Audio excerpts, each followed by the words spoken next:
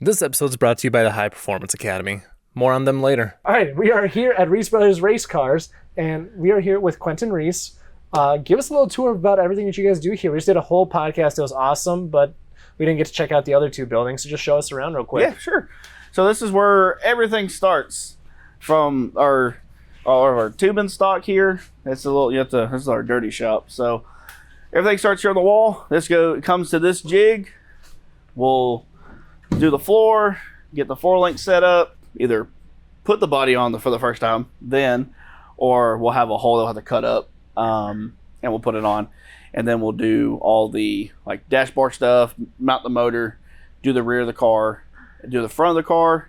It usually takes, tacking wise, full chassis, about 4 or 5 days. So about a week. We can get one mostly tacked together bar wise. Pull the body back off, weld it up, and then move it off the jig. And then we do most of the rest, like the rest of the mounts, whether it's nitrous bottles, fire bottles, any of like the parachute stuff. And then we'll have pedals put in. The column will be mocked up, and then we'll have the customer come in and we'll fit them for the seat, get all that squared away, and then they start working on the rear aero package, typically wheel tubs, and then do firewall. We'll set the motor back in to kind of do the rest of the front mounts. Okay. This is a twin turbo car that we're doing to kind of doing as much as we can to kind of make most of this guy's project work previously. So it's already had some headers and stuff. So it kind of worked out pretty good. Okay. Based on what we were doing. We'll, like with still body cars, at this point we'll do all like the blockers back to the chassis, to the body. And then I did skip a step. When it comes off, it's upside down. We flip it, do all floor panels, billy pans, the engine pan, the transmission pan, a lot like the project mounts. And then at that point, we'll roll it over and then get the body back on and do the body mounts. This is pretty intense, man. Yeah.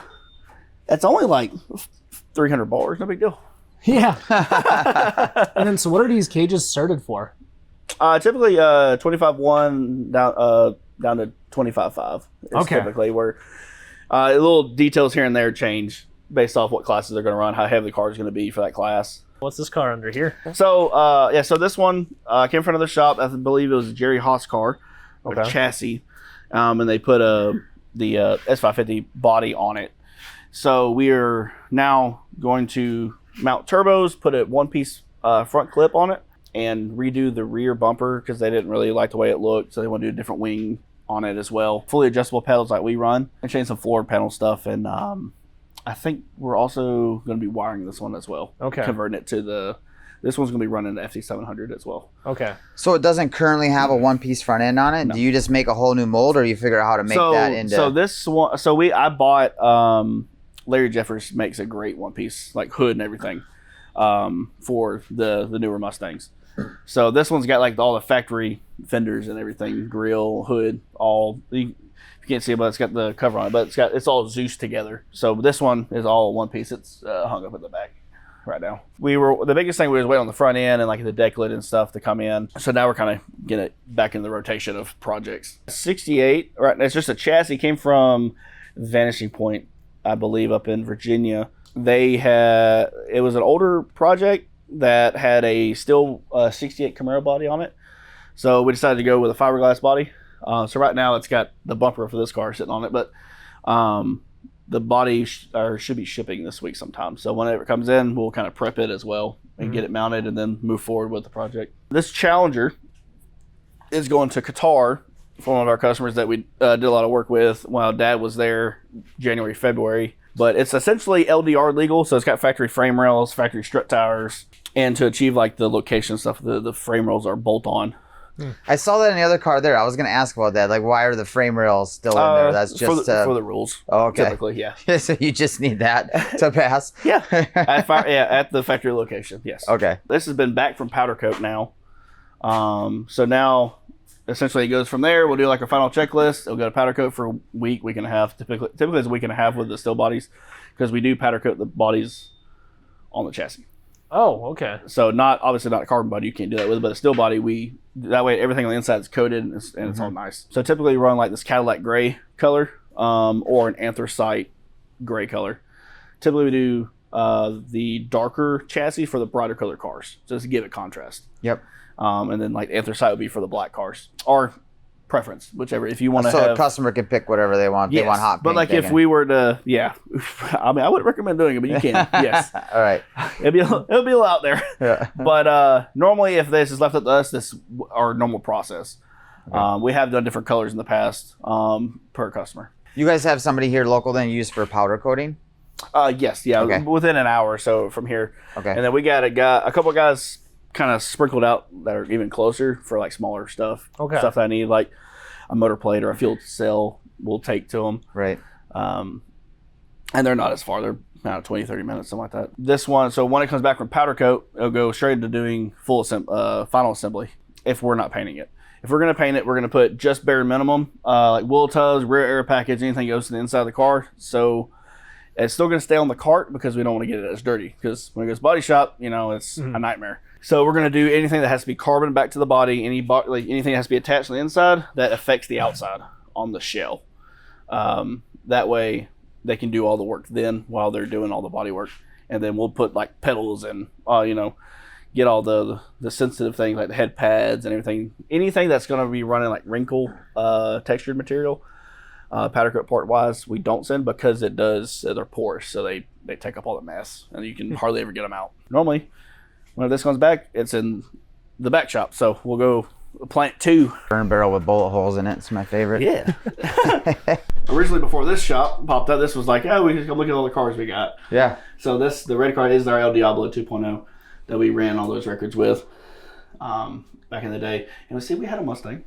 And when you build winning race cars, this is one of the other more important machines right here that just counts the money. Oh, yeah. Yeah. We had a customer come in and pay $20,000 in 5s and 10s, and it was the worst day ever. Oh, yeah. So that day I bought that. Yeah. So there's Beetlejuice there. Oh, yeah. I guess back when we called it OG. People who are listeners of the podcast know what that car is. Yep. Fuel Tech mock-up stuff. That's cool.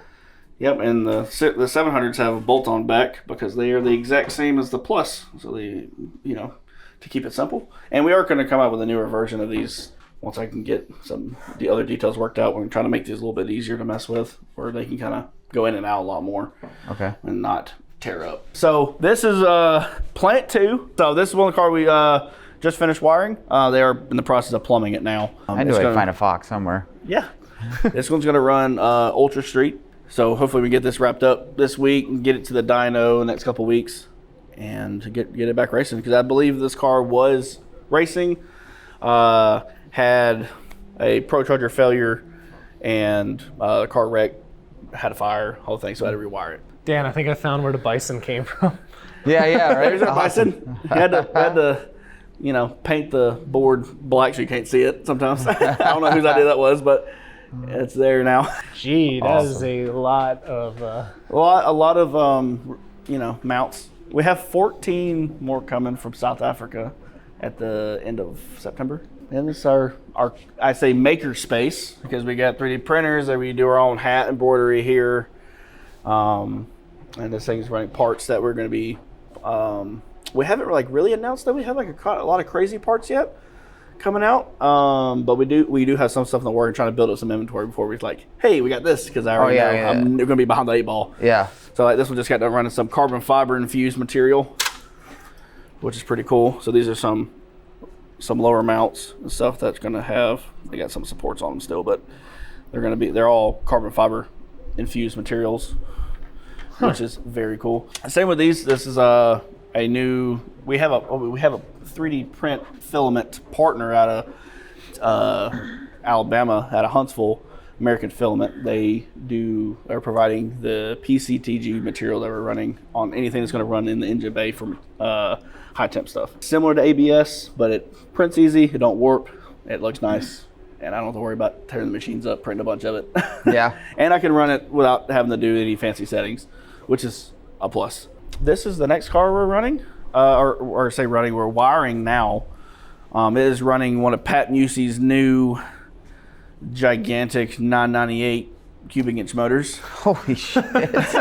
Whether you are new to working on cars or a seasoned shop owner at the top of their game, the High Performance Academy is where all car enthusiasts can go to expand their skill sets. If you want to learn how to build an engine, tune your car, improve your wiring or suspension setups, the HP Academy has the perfect step-by-step course for you. As a friend of the show, they've provided listeners with a special 55% off discount code that you can use risk-free on any course of your choosing.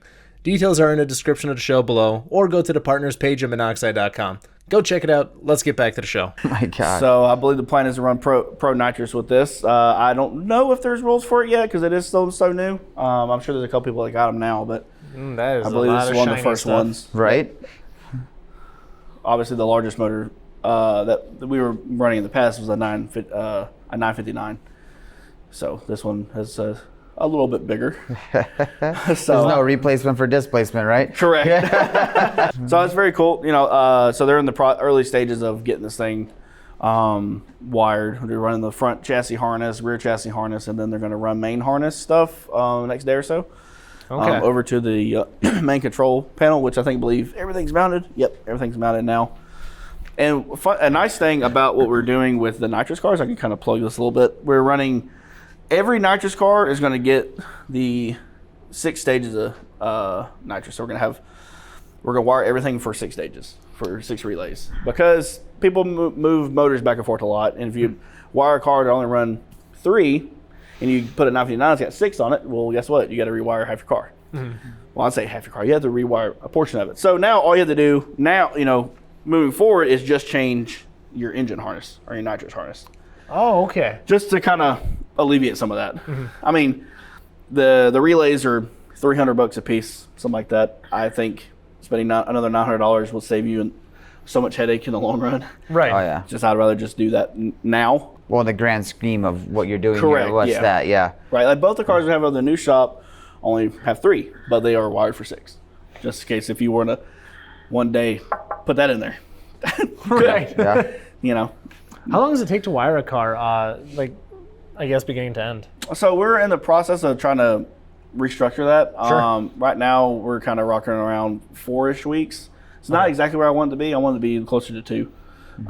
3 on the more complicated projects, but we're hovering around the 4 week period. Quality is there for sure, but now we're working on efficiency. Sure. At the moment, we got a screw blower over here. This is the motor, not necessarily the blower going in the new Chevelle that we're building, but that's going in. So this is our screw blower off of our combo that we've ran That's, the past few years. that thing would suck you in and spit you out the other side. Oh yeah, man. Oh, for my sure. God. Come on, Dan. Let's get a size comparison here. Yeah. Unbelievable. And they're not exactly light either. So Yeah, I bet not. even with the magnesium case, they're pretty stout. Wow. Oh, they have magnesium cases? Yep. Okay. Which is so with these, there is an issue like lead time was. If you were to buy a brand new one, it's like 12 to 18 months to get just the blower, because of material issues and getting them here and the supply chain issues there. But which is crazy because you can get a new one, brand new one, it's like 33 grand, something like that. And on the secondhand market, just because people have them, they're selling them for 50 grand. Mm-hmm. And you have to pay that if you want a blower. Yeah. Right now, unless you have your name on a list, which a lot of people have, are fortunate enough to get on list and get them out. But I don't necessarily want to wait that long either. So kind of the woes of racing at that level. Doug, I get a shout out to Doug. He sent me this nice little sign. He's like, "Hey, I got some extra signs. You want one? You gotta hang it up and shout us out." I'm like, "Yeah, we can do it." Oh, well, here's your shout out. Here's your shout out, Doug.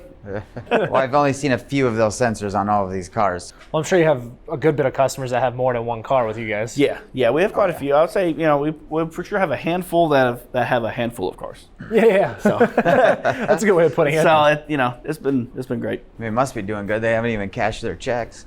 I know. I don't know if they'll let me cash that one anymore. It's a lot dated. This is the newest shop. We haven't really fully moved into it yet. So this would be like our new conference room area, kind of show off. Like Dad's got mannequins here with all the seats on it. Normally we have like a meeting in the morning around lunchtime, and then in the afternoon, kind of where we're at. So that's every day? Every day. Okay.